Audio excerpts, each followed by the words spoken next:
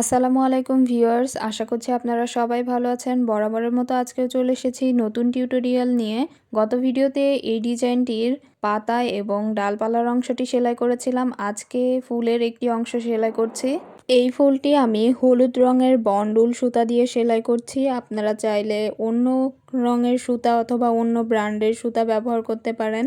তো এখানে প্রথমে আমি 2টি ক্রস সেলাই করে নিয়েছি। প্রথম লাইনে 2টি ক্রস সেলাই কমপ্লিট হয়ে যাওয়ার পরে পরবর্তী লাইনে 3টি ক্রস সেলাই করে নিয়েছি। 3টি ক্রস সেলাই কমপ্লিট হওয়ার পরে এক ঘর ফাঁকা রেখে 2টি ক্রস সেলাই করে নিয়েছি। এরপরে পরবর্তী লাইনে বাম সাইড থেকে 7টি ক্রস সেলাই করে নিতে হবে।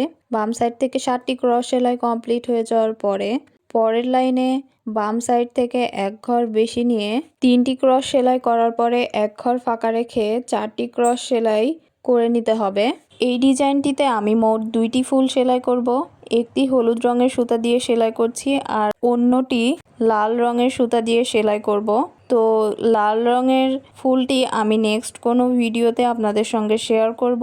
তো এই লাইনটি সেলাই করা কমপ্লিট হয়ে গেছে। পরবর্তী লাইনে 2টি ক্রস সেলাই করার পরে 3 ঘর ফাঁকা রেখে আরও 3টি ক্রস সেলাই করে নিতে হবে। এই ডিজাইনটি শুরু থেকে শেষ পর্যন্ত দেখার অনুরোধ রইল।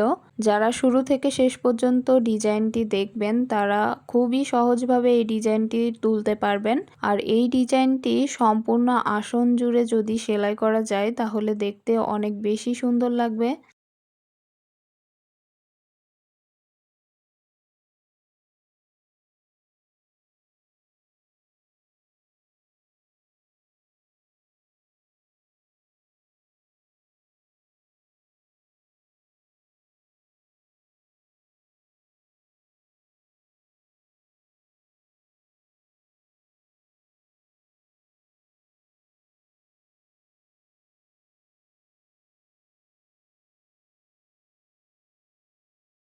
এই ডিজাইনটির শুরু থেকে শেষ পর্যন্ত দেখতে চাইলে অবশ্যই কমেন্টে জানাবেন। শুরু থেকে শেষ পর্যন্ত আমি একটি ভিডিওর মাধ্যমে শেয়ার করব।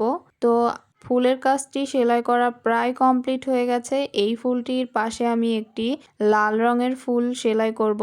তো এই লাল রঙের ফুলটিও আমি নেক্সট ভিডিওতে আপনাদের সঙ্গে শেয়ার করব। তো আজকের এই ফুলের ডিজাইনটি আপনাদের কাছে কেমন লেগেছে অবশ্যই কমেন্টে জানাবেন। সবাই ভালো থাকবেন, সুস্থ থাকবেন। আল্লাহ হাফেজ।